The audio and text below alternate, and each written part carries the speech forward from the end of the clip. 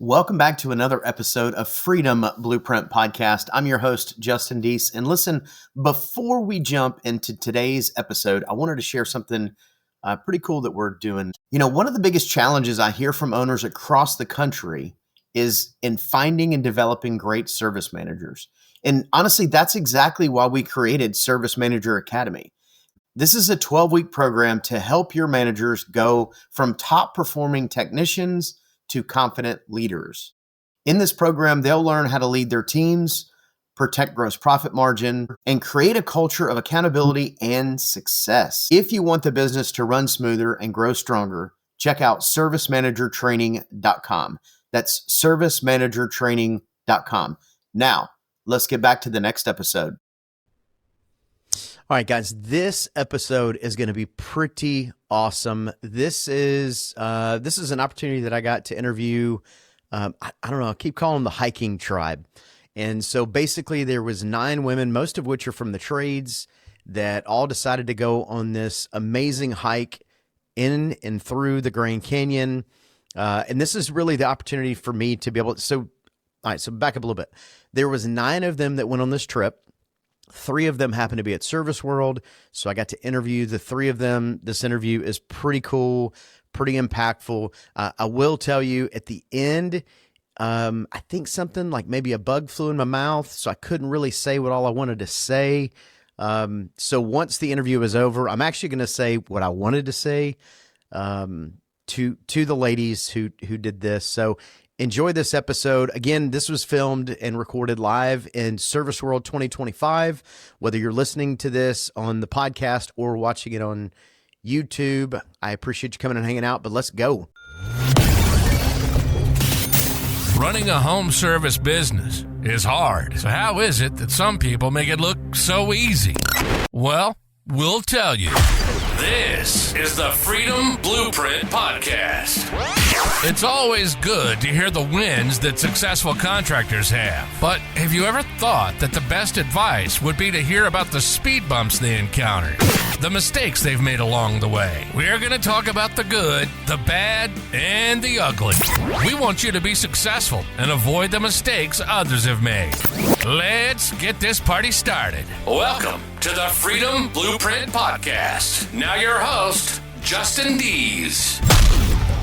Hey, so welcome to another episode of Freedom Blueprint Podcast. I have 3 amazing ladies that are hanging out, and we are actually shooting this podcast live here at Service World Expo 2025. And, well, I'm going to let you each introduce yourself. Well, in case you don't know me, my name is Kristin Deese. I'm married to Justin and the guest co-host, but we already knew that, so. We already knew that. Yeah. I'm Lisa Peregrino. I know you guys through the trades and Kim as well, and so we've all met that way. Mm-hmm. Yes, my name is Kim Martin, and we've just met the last couple years and we've really become close friends through the trades. Y'all got real close. That's real what we're close. going to talk about here. Yes. So we were at Service World Expo last year. Yes, 2024. And we were, I don't know, standing by the stage, and somehow these ladies came up with this crazy idea. So I'm going to let you guys tell us what the crazy idea was. Yeah. Well, so we were wrapping the show, and we were sitting in the big room at the big round table just chit-chatting, and I had mentioned to Lisa that I wanted to, or she was talking about, I think, going to Machu Picchu. Yes. And I was asking if that was a challenge, like if that was a physically challenging hike, and you're like, yeah, yes and no, and I'm like, okay, cool. I'm looking for some sort of really hard adventure to do in the next year. And then we started talking about the Grand Canyon, and she was like, well, I mean, I would do that. And I was like, okay. We started talking about doing rim to rim. And so it kind of started from there. And then 5 minutes later, we had Gina roped in. Yep.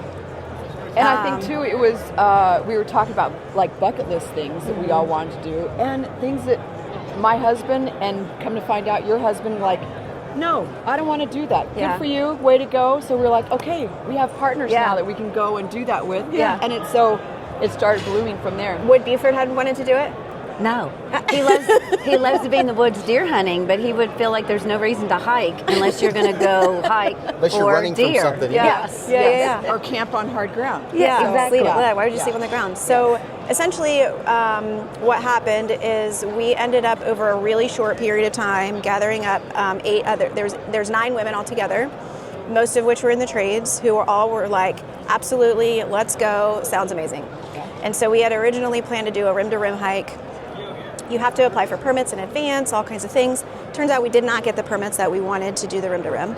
Had to shift gears a little bit, and actually, I think it went better than what probably the rim-to-rim would have, I think. I think yes. so. I think so. I mean, we don't know, but I think it worked out perfectly. The way what we were expecting, what we wanted to experience. I think it went so tell us about distance. Give us all those details. Either one of you? So we ended up doing the Grand Canyon Hermit Trail. That was the final name of it. 32 miles. Yes. 32 miles over 4 days. My word right now to say is it was not a hike. It was rock climbing. With, I feel 40 pounds on my back, and we were supposed to be prepared for 30 to 35. Yep. How much does that, like, then you take it off and you go to walk, do you feel like I left something, like I forgot something? Yeah, it's a small body. You know, we're all moms. So, I mean, it was like, we're not carrying a full-size child with us any longer. And it really did mess with your balance. Yeah, you know, certainly. And because you are kind of bouldering at times with a 35-pound pack on your back, you know, 6 or 7 miles in, and you're kind of tired, and so you scared. know, and not sheer cliff, but a pretty big drop off on one side at all times. Yeah. So it was.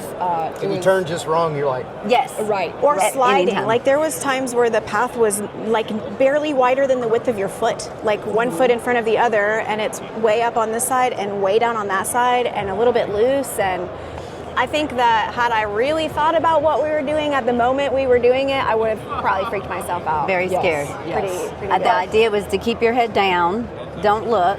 I do think one time I really did freak out when I saw someone else freak out, and they got kind of stuck on a rock, remember? Yes. Gina kind of panicked and got stuck going around a rock. And so I was really scared going into that turn that one time for sure. Because she was ahead of you. So Yeah, and I so we saw watched what she was doing. Yeah. But otherwise, you just keep your head down, right? Right. I do think it was important, though. I mean, a lot of times we just watched each other. Foot placement. Foot placement. And so if you just stayed with the person in front of you and you kind of did that, but when there was like a double step or a side step, you're like, oh, wait, you know, and so. That would and work two, for you had to remind yourself, wait, we came to hike the Grand Canyon. Stop and look. So you want to stop and look up and look at the beauty of it, you know. But if you're walking and looking, it doesn't take too long before you have balance and you're like, no, wait, okay, here we go again. Yeah. And, you know, you're back on track. So so I'm a picture taker. It was all I could do not to carry the extra weight of a real camera. Yes. I wanted to bring my 35 millimeters so bad. That would have been too but hard. I know in hindsight, those two guides would have been like, no, that's not going. Yeah. No. I mean, the day before we left and even the morning of, they were like, that's not going, that's not going. They were still pulling stuff out of our backpacks the morning that we left. So, Which I'm, at the end of the day, grateful for. Oh, For most sure. definitely. They knew what they were talking about, right?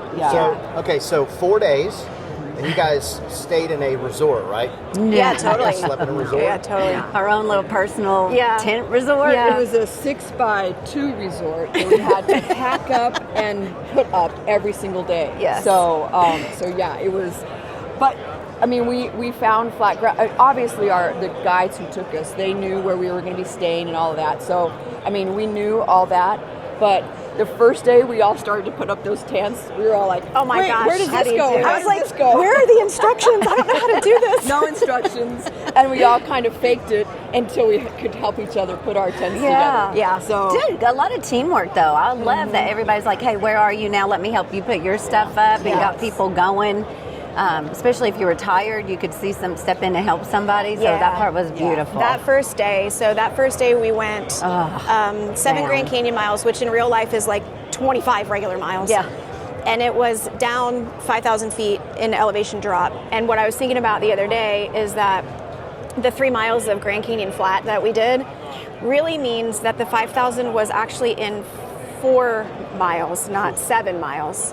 yes. So it kind of gives you an idea of how steep it was. Yes.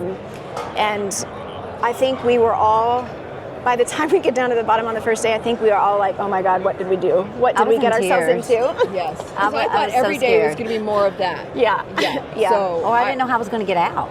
Yeah. Helicopter. Yeah. And it took us. We had that conversation. We did have that conversation. Because the whole time there were helicopters flying over us. So we I'm knew. pretty sure I can hop on one of these things. We were like, all right, so we were asking the guys, now how much is it to get helicoptered out of here? And then we're like, that's $10,000 a person. I think we could chip in and make it happen. Yes. But he's like, it's not that easy. You don't just dial in and say, hey, come get me. I mean, it has to be I got an a satellite phone. We can make emergency. this happen. Right. But it took us to do that. It took us 8 hours to go down. Yeah. That 5,000. Exhausting. So, if it gives you any idea what downhill is like, it took us only 7.5 to get out uphill. So, meaning it was easier for us to go the 7.5 miles up than it was the 7.5 miles down. Yeah. So what they were explaining to me with that is because by going up, number one, when we train, think about all the times you train, they say you're training going forward and up, like treadmills and all that stuff. You don't really ever have capability, unless I guess you're really in the mountains or something, to go down. And our wonderful God said we're using our big muscles now. Yeah. And compared to going down, we're not using the muscles. Right. I think, did y'all feel like you used to move arms more going down? So they gave us trekking poles to use, and we were like, it's for old people. And they were like, no, you really, really want the trekking poles because it takes like 30% off the weight of your feet or something like that. Nice. And so he's like, you're using them right if at the end of the day your arms and shoulders are sore. And triceps. And tired. I mean, I really did feel it in my triceps because you're pulling and that kind of thing quite a palms. bit. So. My palms and my hands were hurting too. Yes. Yeah. From going down, taking From that holding first. yourself. Yeah. So food, what was food like? Oh my gosh. It was awesome. The food was so good. First of all, we didn't have to prepare it. Yes. No, so there we was had that. So that was a little bit of luxury in our adventure. Yeah. I was picturing we were going to have MREs the whole time. Yeah. Right. Because I was like, that's going to be really heavy to be carrying all that food. So we had to carry all of our stuff plus a rationing of the food. Yeah. And a baggie of snacks. They Yeah. gave us all, you got to pick out your snacks before we left. And so we had a baggie of snacks. We had another bag full of various foods, which we dropped every day and picked up something different every day. Yeah. So The lightest one I possible. cheated, We learned. and I would run. I would as soon as everything was ready, I would go, and I would only let myself pick up 2, and I would I would lighter take one? the lighter bag. Yeah, they told me the last day, the next morning, and I was like one of the last ones going in, and someone picked my bag up, and they're like, "Oh, Kim, yours is so heavy," and I'm like, "I'm one of the oldest ones here, and you guys made me carry the heaviest food bag." And so the next morning, I'm like, She's I'm like the first Johnny on one. the spot. Where's the chips? I need the lightest yeah, one. I'm not carrying all these onions. I felt like I was carrying all the onions this big. But the first time we got down there, they had fixed us chicken fajitas. It was excellent. And it was wonderful. And our guides, they had 2 cook pots, and then they kept the dry ice and any meat inside those cook pots to keep everything cool. Okay.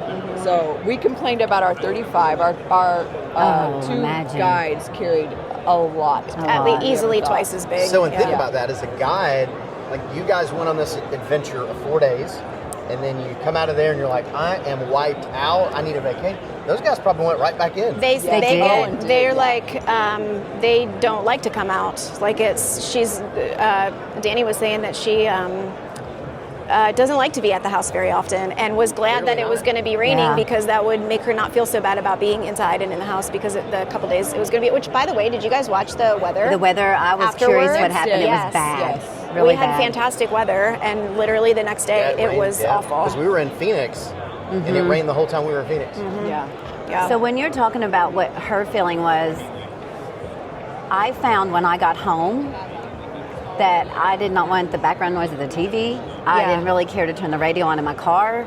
I had my headphones on, like if I worked out, to listen to kind of like my morning routine thing, and then I just wanted quiet. I don't think we naturally just kind of turned background noise in our house a lot, and I know for 2 weeks I didn't want to hear anything. It just felt so good to have that calm. Yeah. And so coming to this again is kind of overwhelming. Nice setup you have here, guys.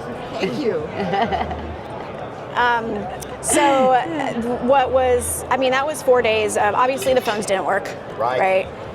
No music. You're not allowed to even, one of the girls actually brought a speaker and started to play music at one, and they were like, you can't do that. That's like it's part of the Leave No Trace is music, sound. Can you believe that? Yeah. And so, 4 days without, which I was like, this is I didn't great. mind it at I didn't all. mind it at all either. It was nice. It was cute because, going into it, I think the guide, at least the male guide, was like, this is 9 women. Not quite sure how this is going to go. On the first he had day, no idea how badass y'all were. They didn't. What's interesting is, and I don't know all the husbands for everybody who went, but none of the husbands would have been great partners for you guys in this. Right. I mean, he's looking at a pile of them and I'm sitting looking over at there. him, right? I'm You're looking at him right now. Yeah, so that guy has no idea how badass y'all are, and you're like, Well, they we're figured in it the out. trades, boys. Like, we're good. Yeah, they figured it out by, I guess the end of the first day, I think, is when they figured it Yeah, out. he said once we made it past a certain point on the downhill, he said when everyone made it past a certain point, I knew, okay, we're going to be okay the rest of the trip. Yeah. I wish they had told us that early, though. He didn't Yeah. tell us that till like the 3rd day, and I'm like, I was still nervous. For the way out. Yeah. We were all really nervous But still about the it. emotions of anxiety, scared, excitement. I mean, how many other emotions did you guys go through? Like tears, you Yeah. know, because I'm glad I made it through. Tears because I'm scared to come out. Yeah. I mean, Yeah. and the anxiety too, the heart rate, was constant. Wanted it to be Influx. over because I was exhausted, but didn't want it to be over at the same time. Exactly. You know? Yeah. I think one of my favorite things is the second night. Of course, we're camping kind of in canyons with walls on both sides. But the second night we had the Supermoon, and we woke and went to sleep with the sun. So we go to sleep, and sometime in the middle of the night I wake up and I'm like, oh, it's time to get up because it's light outside. But boy, that Supermoon had come over that canyon top, and it was so amazing. I look up and Renee right next to me is sitting up, and we're just both Looking watching. at it. We're not talking to each other. I mean, it really was. I mean, I get teary just thinking about it. It just the serene, the beauty of where we were at, and the fact that we had gotten there day after day. By then, we'd done some day hikes in and out, and it was so beautiful. And to know the whisperings of people sleeping around you, and just the solitude of that, and that we were all suffering through the same things together. Oh, yeah. Every time you move, you hurt. Yes. We'd all left our families to come and do something like this, and again, you're not connected like we're so used to anymore. Yeah. So you kind of think in your mind, okay, everyone is okay at home. Yeah. You have to convince yourself that. Yeah. We did a lot of having conversations, but not a lot about our families, because I think all of us were like, what if something were happening? Yeah. We wouldn't know, Right. So there was peace in that, and I think just being with strong women. Yeah. We knew we could, by 3rd day, we knew no matter how bad that next day, because we had to get up at 3 a.m., break camp in the dark. Amazing. And be on the trail by 4 a.m. Yes. 3 a.m. After breakfast and everything. And Danny, our female guide, she stayed behind. She had taken care of everyone's feet. The first aid on the entire trip was amazing. So she had taken care of everyone's feet so we could head out.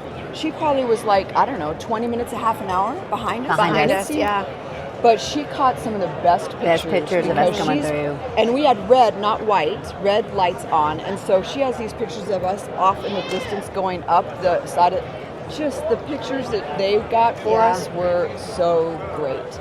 And we didn't know that till we were already out. So. Someone had asked us early when we were talking about it, like, what kind of drama? Because, 9 females, some not know each other, and then you're emotional, and like, when do you tired touch and hurting somebody? And it was really neat because I feel like everybody kind of recognized when someone else was going through a struggle. Yeah. It's like supporting each other in different moments. And this story is so funny because I told my daughter, and she said, well, I'm going to make sure I tell my grandson when he grows up. So he's a year and a half, and he's the best little boy, like still would like to rock at night. And just a second, he's so good about it. And so I got real struggled one time, and I was teasingly like, someone sing me a song. And Jen was behind me, and she said, well, what do you want to sing? And I said, honestly, the only thing I can think of right now is Ball Ball Black Sheep. And she just started singing it with me. By then I was like laughing and felt loose. And so it's like, oh my God, it helped me just get through that next little struggle. So everybody had those moments, like what made them loosen up. And I just saw that through the whole trip. Who needed it at that time, and like what was their trigger to kind of help them through that. So That to me was just a blessing to have that come out of that, those emotions. Nothing but support for one another. Yeah, for sure. So biggest takeaway, like what was that thing that you got out of it that you were not expecting? Like you just went, well, I didn't expect that. I didn't expect everybody to be like, heck yeah, when are we, what's the next trip? We can do that. Okay, that or was still good. like you. True. Or still like her. I know. We were blaming her for a lot of the they pain. were like, Stupid Kristen. we're not listening to Kristen anymore. Somebody else is planning the next trip. I said, we all still love her. You thought you were surprised about that. Oh. You know, I continually just think of, personal strength. You know, like, it's not every day. We live in a world where things are pretty easy for the most part, especially physically. Unless you choose to push yourself, you don't realize, and I'll say, I'm 61. At my age, I can still walk 9 miles downhill with a 35-pound pack on my back. And I can make it back out too. Yeah. That was big for me. I was like, okay, I can do hard things. Yeah. You kind of reach an age where you're like, okay, I don't have to do those things anymore, but I love the challenge. Mm-hmm. Yeah. And to know that we possibly already thinking about another challenge together is amazing. And I think we've already talked about it once. It's really going to be hard to kind of keep it small. Yeah, everyone more has people want to join. They've seen the pictures and they've seen our And they're going to success. see the podcast. Oh, for Yes. sure. So yeah, Maybe we'll just have to run multiple groups throughout the year. Yeah. Have to do a spring and a fall. There you go. I mean, I think when I think about you're the average of the 5 people that you spend the most time with. And you guys have like this amazing connection now that you have forever. Mm-hmm. Yeah. Whether you do it every year or not, which I'm pretty sure you guys are going to do every year. It was cool. And to disconnect, I mean, how often do we get to just do that? Oh, yeah. I mean, were you guys excited to turn on your phone when you came out of the camp? No. Matter of fact, somebody did turn it on and it kept going beep, beep, beep, beep, and I was like, oh, God, please. Shut that thing off. Yes. Yeah. Well, and Danny, the guide, she goes, Yeah. turn them off. Turn them to silent. Do whatever you have to do because you don't need this yet, is what she was really trying to tell us. Yeah. Enjoy what we just accomplished. Yeah. Mm-hmm. But as soon as we crested that hill and we got to the top, because everyone wanted either step, or we had our phones still on, or to take pictures with. Right. Yeah. So when we were coming out, they started dinging, and she was like, "No, Turn them to off. silent right now." Put them on airplane. Yeah, I really didn't contact even my family until we got way back to the hotel because I did just want to kind of take in what we had done. That was such an amazing accomplishment that we had done it deserved the time to reflect on it. Yes. So yeah. Well, that's exciting. Yes. Thank you guys Oh, for sharing your thank you. story. Absolutely. Thank you guys for letting her have that opportunity. Yeah. You wouldn't have got it with me. Hey, we look You guys back. are awesome. Oh, thank you. It was great to have that bonding. Yeah. And we still In wonder a why we still completely different way. You know? Network is your net worth. Yes. That's what it is. Yeah. Yes. Thank you. Great. Thank you guys. That was a pretty awesome interview, pretty impactful, and it really makes you kind of think, like, what am I doing to push myself? One of the things, what I was trying to say when I was getting a little bit choked up is the bug. It flew right in my mouth. What I was trying to say is how incredibly proud I am of them for doing this. This was a big thing. This was outside of everybody's comfort zone. And to be honest with you, when I say I'm proud of them, I can assure you every one of the husbands and the significant others were just as proud as I am. It was a really cool moment. And I think it's amazing for the 9 of them to be able to collaborate and come together and do this amazing journey. My hope and what I'm guessing is this will be an annual trip for them. But anyways, I just appreciate everybody hanging out and checking it out. And thank you. You've been listening to the Freedom Blueprint Podcast. Information is useless if not applied. So take what you've learned and go and implement it. We hope you've enjoyed the show. If you did, make sure to like, rate, and review. We'll be back soon. But in the meantime, find us on social media at Freedom Blueprint for Home Services and hit the website at www.freedomblueprintpodcast.com. See you next time.